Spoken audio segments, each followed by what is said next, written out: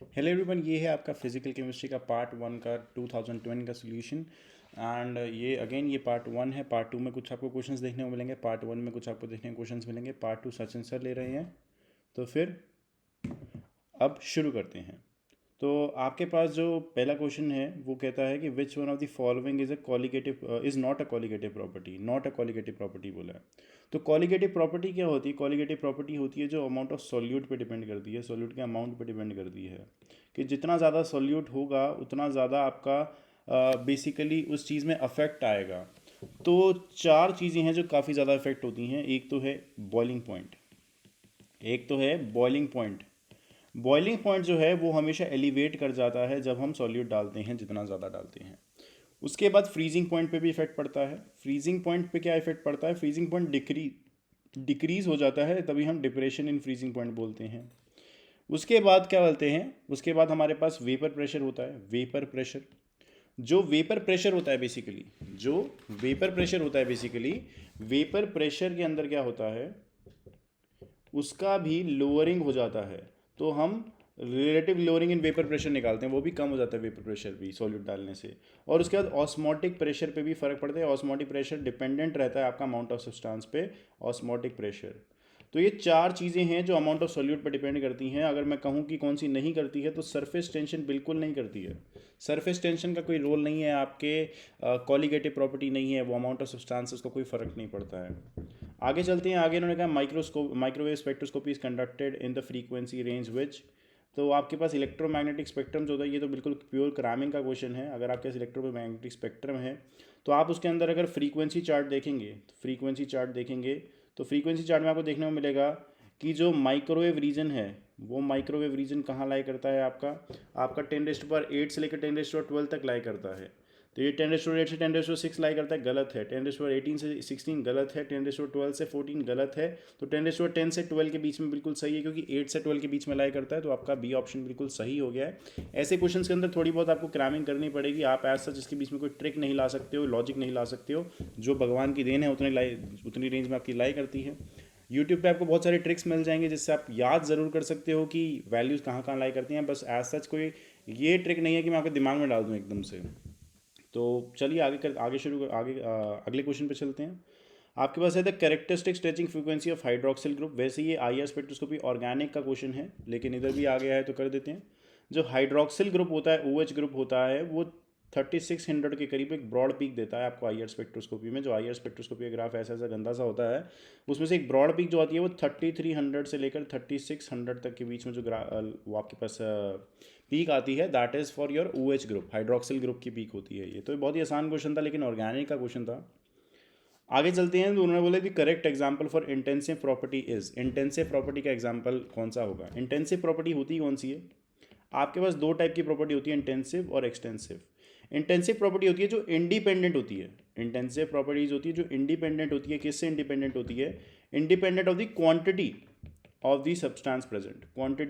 Quantity से उसका कोई लेना देना नहीं होता है।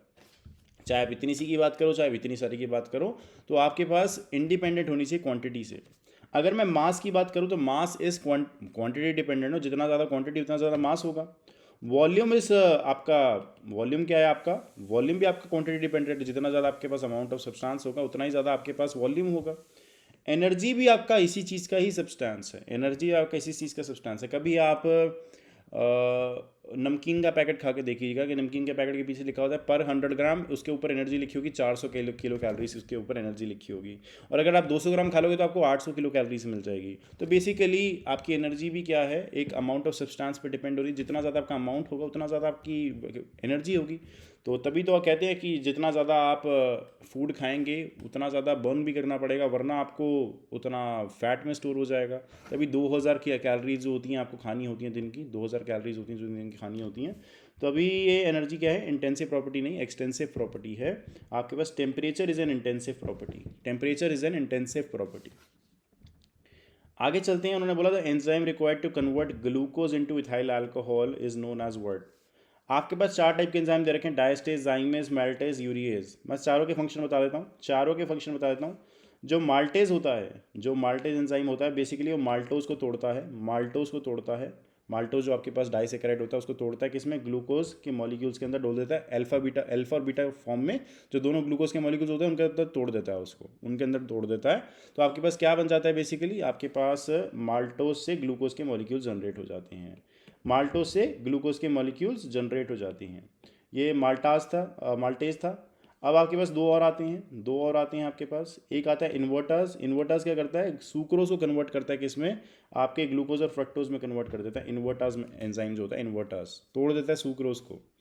जो ग्लूकोज को अल्कोहल में तोड़ देता है वो होता है जाइमेज। जो ग्लूकोज को अल्कोहल में तोड़ देता है वो होता है जाइमेज एंजाइम। जाइमेज क्या होता है, जो ग्लूकोज को अल्कोहल में तोड़ देता है। और आपके पास बचा कौन सा, यूरिएज बचा। यूरिएज जो होता है यूरिया को कन्वर्ट करने में काम आता है किसमें, आपका बेसिकली एक कार्बोनेट टाइप में कन्वर्ट करने के काम आता है, कार्बोनेट टाइप में। तो यूरिया को तोड़ने में काम करता है ये यूरिएज एंजाइम। तो बेसिकली आपका जाइमेज है जो ग्लूकोज को इथाइल अल्कोहल में कन्वर्ट करता है। उसके बाद आपको बोला कि the ionic product of water at 298 kelvin in mole square decimetre के रेस्ट पर -6। तो ये क्या बेसिकली दे रखा है, ये मोल स्क्वायर और आपको दे रखा है डेसीमीटर। डेसीमीटर को अगर मैं लीटर में कन्वर्ट करना चाहता हूँ तो 1 litre equals to 10⁻³ decimetre cube होता है। सॉरी, 1 लीटर आपका 1 डेसीमीटर क्यूब के इक्वल होता है। 1 लीटर आपका 1 डेसीमीटर क्यूब के इक्वल होता है। तो बेसिकली इसको मैं कन्वर्ट कर सकता हूँ लीटर स्क्वायर के अंदर, तो मोल स्क्वायर लीटर -2 भी लिख सकता हूँ, मोल स्क्वायर लीटर -2 भी लिख सकता हूँ। तो आपके पास जो आयनिक प्रोडक्ट होता है वो होता क्या है, बेसिकली अगर मैं वाटर लूँ तो वाटर सेल्फ आयनाइज कर जाता है, किस किस चीज़ में, H+ और OH नेगेटिव में। तो अगर मैं इसका इक्विलिब्रियम कांस्टेंट लिखूंगा तो वो क्या आएगा, H+ आएगा और आपके पास OH नेगेटिव आएगा और आपके पास क्या आ जाएगा, आपके पास आ जाएगा वाटर। क्योंकि ये ज़्यादा क्वांटिटी में प्रेजेंट है तो इसको कांस्टेंट ट्रीट करेंगे और आपके पास एक प्रोडक्ट बन जाएगा जिसको हम बोलेंगे आयनिक प्रोडक्ट ऑफ वाटर। ये आयनिक प्रोडक्ट ऑफ वाटर होता है, K = H+ OH negative. Experimental conditions में देखा जाता है 298 केल्विन के ऊपर कि जो इसको KW नाम दे दिया जाता है। जो KW होता है उसकी जो वैल्यू होती है दैट इज़ 1 × 10⁻⁻14। 1 × 10⁻⁻14 क्या, मोल स्क्वायर आपका लीटर -2, क्योंकि एक की मोल लीटर इनवर्स होती है तो 2 आपने मल्टीप्लाई किया तो मोल स्क्वायर लीटर -2 हो जाएगी वैल्यू। तो KW की वैल्यू ये होती है आपके पास। इसी से हम जो H+ की कंसनट्रेशन होती है वो निकालते हैं आप प्योर वाटर के लिए 298 केल्विन पे, तो वो भी आती है हमारी कितनी, 10⁻⁷ आती है, क्योंकि इक्वली डिवाइड होती है दोनों के अंदर, H+ और OH नेगेटिव में। तभी आपके पास न्यूट्रल वाटर का जो pH होता है वो 7 होता है, 7 होता है। प्योर वाटर का जो pH होता है वो 7 होता है, क्योंकि आपके H+ की कंसनट्रेशन 10⁻⁷ होती है, डिवाइड बाई 2 करके इसका। तो बेसिकली आपके पास जो आंसर आ गया वो 10⁻⁻14 आ गया है आपके पास, 1 × 10⁻⁻14। आगे चलते हैं, उन्होंने बोला द डिफरेंस बिटवीन प्रेशर होना चाहिए यहाँ पे, pressure at top and bottom of a container which is 76.5 centimetre deep filled with water having a density of 1 ग्राम पर सेंटीमीटर क्यूब। ये क्वेश्चन थोड़ा आपको एज सच मैं कहूँगा कि इसके लिए आपको पास्कल के यूनिट्स पता होने चाहिए। क्या पता होने चाहिए आपको, पास्कल के यूनिट्स पता होने चाहिए। अगर आप पास्कल के यूनिट्स नहीं जानते हो तो आप ये वाले क्वेश्चन को इजीली सॉल्व नहीं कर पाओगे। तो जो पास्कल के यूनिट्स होते हैं बेसिकली वो आपके पास होते हैं kilogram metre inverse second -2 kilogram pascal. Pressure force upon area, और फोर्स अपॉन एरिया से ये आपके पास आ जाएगा फोर्स आपके पास, ठीक है। आपका जो वैल्यू आएगी वो इतनी ही आएगी, पास्कल की जो आएगी, पास्कल की वैल्यू इतनी आती है, ये 1 पास्कल होता है, दिस इज़ 1 पास्कल। उसके बाद अगर मैं बात करूँ उसने बोला difference between the top and the bottom of a container. एक कंटेनर है जिसके टॉप और बॉटम पे डिफरेंट प्रेशर्स हैं और वो 76.5 सेंटीमीटर की आपके पास वो रखता है, 76.5 सेंटीमीटर उसकी लेंथ है। तो आप बताइए कि उसके अंदर बेसिकली क्या होगा, प्रेशर का डिफरेंस क्या होगा टॉप और बॉटम के अंदर, और डेंसिटी दे रखी है उसने वाटर की। तो जो बेसिकली एक फॉर्मूला होता है आपके पास प्रेशर को निकालने का, difference between top and bottom का, pressure at top minus pressure at bottom, pressure at top minus pressure at bottom. जो आपके पास ये फॉर्मूला होता है, ये जो फॉर्मूला होता है जो वो बेसिकली आपके पास होता है, वो बेसिकली आपके पास होता है क्या, रो जी एच आपने नाम सुना होगा, रो जी एच आपने सुना होगा नाम। तो रो क्या है, 1 ग्राम पर सेंटीमीटर क्यूब आपको दे रखी है, 1 ग्राम पर सेंटीमीटर क्यूब। आपको यूनिट्स लिखने यहाँ पे बहुत ज़रूरी है, उसके बिना काम नहीं बनेगा। 1 ग्राम पर सेंटीमीटर क्यूब वैल्यू है। उसके बाद जी की वैल्यू क्या है, जी है 9.8 इंटू 9.8 मीटर पर सेकेंड, मीटर पर सेकेंड स्क्वायर, क्योंकि जी की वैल्यू होती है आपके पास 9.8 होती है, लेकिन वो ग्रेविटेशनल एक्सेलरेशन होती है, तो 9.8 मीटर पर सेकेंड स्क्वायर। उसके बाद आपके पास h की वैल्यू कितनी है 76.5 सेंटीमीटर, 76.5 सेंटीमीटर। लेकिन आपको मीटर में चाहिए सारा काम, तो आप इसको 0.765 कर लीजिए। मीटर में चाहिए तो आपको इसको 0.765 मीटर कर लीजिए, 0.765 मीटर कर लीजिए। तो इसके बाद जब आप करेंगे, इसके बाद क्या करेंगे आप, इसके बाद जैसे ही आप इस चीज़ को देखेंगे सेंटीमीटर क्यूब को, तो इसको भी आपको मीटर में कन्वर्ट करना पड़ेगा। सेंटीमीटर क्यूब जो होगा उसको भी मीटर में कन्वर्ट करना पड़ेगा आपको। क्यों? क्योंकि आपका सारा का सारा यहाँ पे जो पास्कल है वो मीटर में पड़ा हुआ है। तो बेसिकली यूनिट कन्वर्जन ज़्यादा इसके अंदर पूछ रखी है, यूनिट कन्वर्जन इसके अंदर ज़्यादा पूछ रखी है।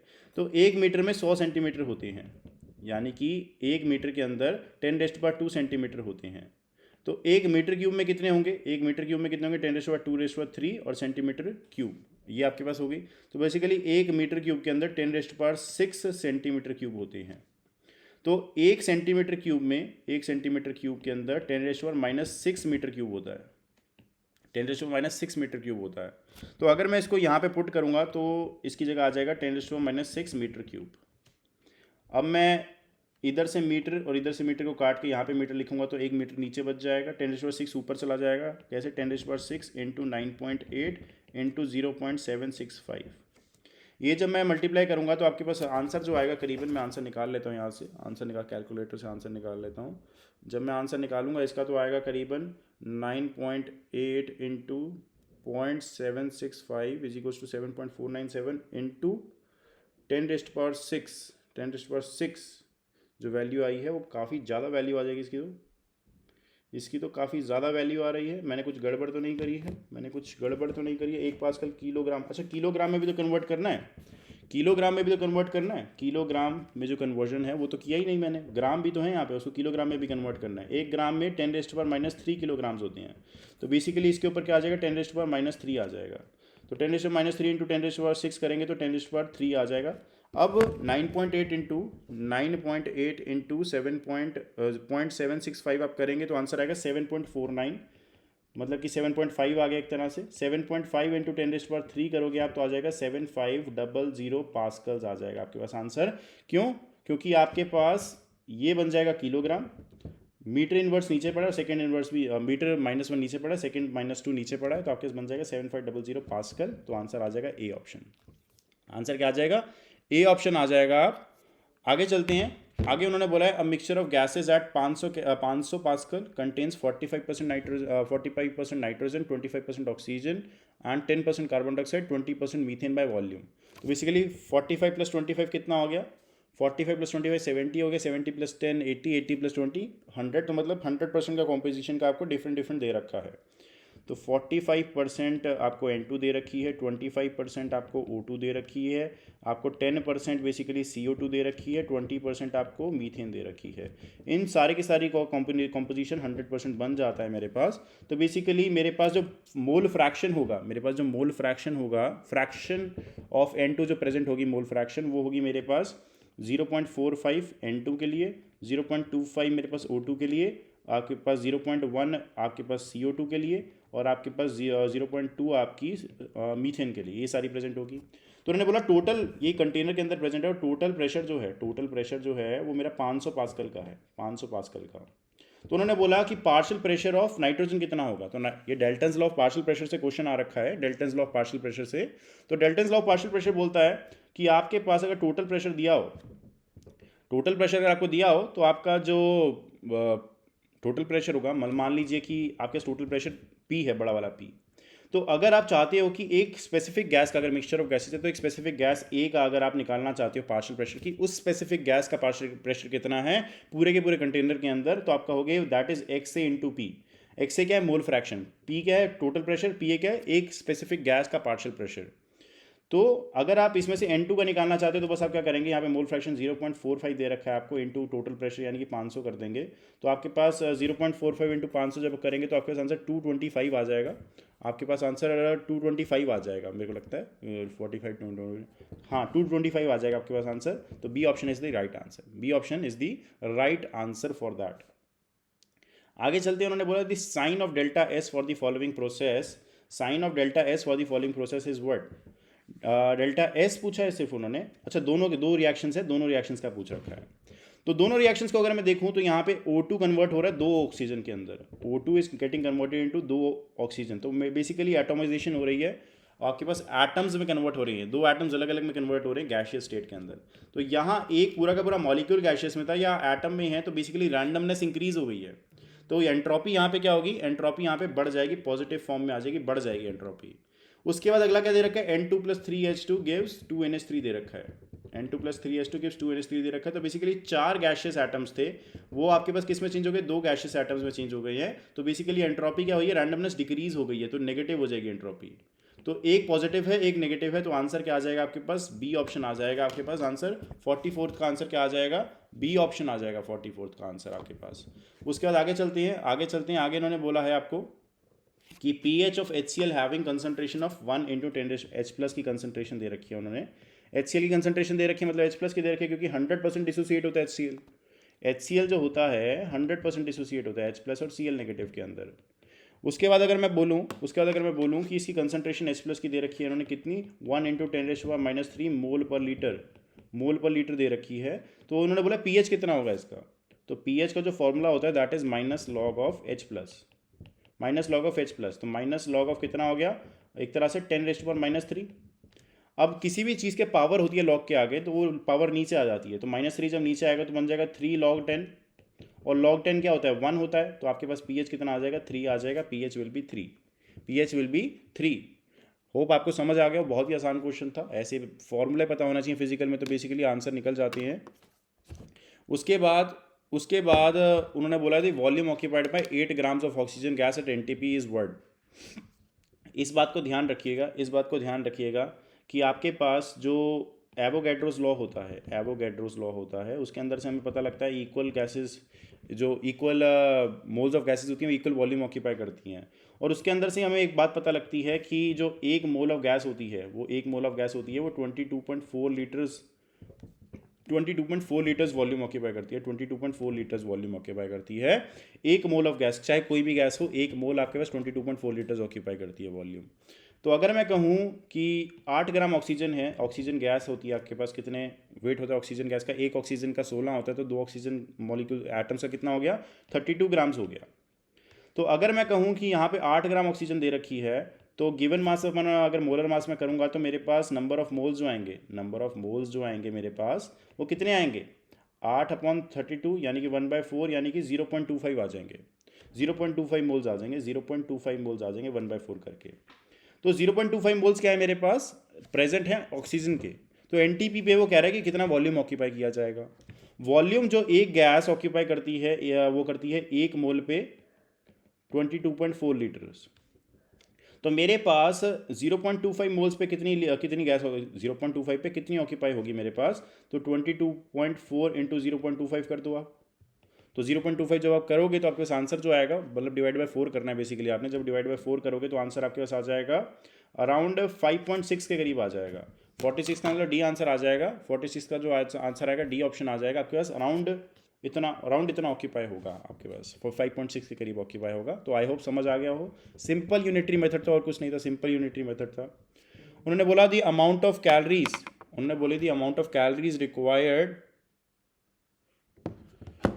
Calories required to heat 100 gram of nickel whose specific heat capacity is इतना from 10 to 100 degree Celsius is word. Specific heat capacity दे रखी है, स्पेसिफिक जो हीट कैपेसिटी होती है वो बेसिकली आपको बोलती है कि आपके पास कितना हीट आपको चाहिए to increase the temperature by 1 degree Celsius, लेकिन सिर्फ 1 ग्राम ऑफ सब्सटेंस को। मान लीजिए कि आपके पास यहाँ पे 1 लीटर पानी है, तो मतलब आपके पास 1000 ग्राम पानी है, 1000 ग्राम पानी है। तो आप जब इसकी हीट कैपेसिटी बोलोगे तो आप बोलोगे इस पूरे की हीट कैपेसिटी, और अगर आप इसको बोलो स्पेसिफिक हीट कैपेसिटी तो आप इसमें से सिर्फ 1 ग्राम की बात कर रहे हो, मतलब 1 ग्राम का एक यहाँ पे कोई सराउंडिंग वाटर मॉलिक्यूल्स है, तो 1 ग्राम की बात कर रहे हो आप सिर्फ और सिर्फ। तो 1 ग्राम की जितनी हीट कैपेसिटी होती है उसको स्पेसिफिक हीट कैपेसिटी बोला जाता है।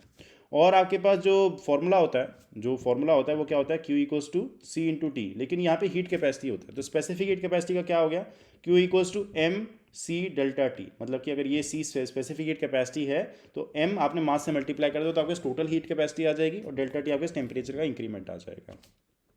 तो Q कितना हो गया आपके पास 100 ग्राम आपको निकल दे रखा है। उसके बाद हीट कैपेसिटी उसकी 0.2 कैलोरीज दे रखी है, कैलोरीज पर ग्राम पर केल्विन, और आपको दे रखी है टेम्परेचर डिफरेंस जो कि 90 है टेम्परेचर डिफरेंस आपके पास। चाहे आप केल्विन में कन्वर्ट करके माइनस कर लो, चाहे आप डिग्री में माइनस कर लो, माइनस तो माइनस आपके पास सेम ही आएगा दोनों में। तो आपके पास इन दोनों को जब आप मल्टीप्लाई करोगे 90 इंटू 0.2 तो आपके पास आ जाएगा 18 आ जाएगा, और 18 को आप 100 से मल्टीप्लाई करोगे तो 1800 आपके पास आंसर आ जाएगा। यानी कि 49th का आंसर जो आएगा आपके पास सी ऑप्शन आ जाएगा। 49th का जो आंसर आएगा वो आपके पास सी ऑप्शन आ जाएगा। उसके बाद इन्होंने बोला है for the reaction 298 kelvin 3a + 4b gives 3c + 4d। तो if the above stated reaction has delta H equals to इतना, डेल्टा एस इक्वल्स टू इतना above temperature, what temperature will be the reaction become spontaneous. तो spontaneity के criteria में delta G एक specific factor होता है जो आप देखते हो, एक स्पेसिफिक थर्मोडायनेमिक पोटेंशियल है जिसको आप देखते हो, जिसके अकॉर्डिंग आप जज करते हो रिएक्शन स्पॉन्टेनियस होगी या नहीं होगी। वैसे तो काफ़ियों के अकॉर्डिंग करते हो, लेकिन डेल्टा जी सबसे ज़्यादा यूज़ करते हो। तो जो डेल्टा जी होता है बेसिकली आपके पास, उसकी जो फॉर्मूला होता है वो होता है delta H minus T delta S, delta H minus T delta S. तो डेल्टा एच अगर मैं यहाँ पे पुट करूँगा तो आंसर क्या आएगा, 250, मतलब कि डेल्टा एच पुट के 250 किलो कैलोरीज है, तो मैं 250 इंटू 10⁻³ कर देता हूँ, या फिर मैं 250 किलो कैलोरीज में रहने देता हूँ, किलो कैलोरीज में रहने देता हूँ, माइनस 0.1 आपको दे रखा डेल्टा एस की वैल्यू, और टेम्परेचर कितना है हमें पता नहीं है। तो इन्होंने बोला डेल्टा जी बताओ, आप डेल्टा जी बताओ। मतलब कि डेल्टा जी ऐसे आपने दिखाना है कि आपके पास रिएक्शन स्पॉन्टेनियस हो जाए। रिएक्शन स्पॉन्टेनियस तब होती है जब डेल्टा जी नेगेटिव हो जाता है, उन्होंने बोला है कि आपको बताना है कि डेल्टा जी आप ऐसे कुछ, मतलब कि आप टेम्परेचर की वैल्यू कुछ ऐसे बताओ कि रिएक्शन जस्ट स्पॉन्टेनियस हो जाए, मतलब उस टेम्परेचर के बाद से सारी रिएक्शन स्पॉन्टेनियस ही रहे आपके पास। तो अगर मैं टेम्परेचर की वैल्यू 2500 डाल देता हूँ ऐसे केल्विन, तो आपके पास जो आंसर आएगा वो 250 किलो कैलोरीज माइनस आपके पास 250 बन जाएगा। तो आंसर क्या आ जाएगा, 0 आ जाएगा। That is equilibrium stage.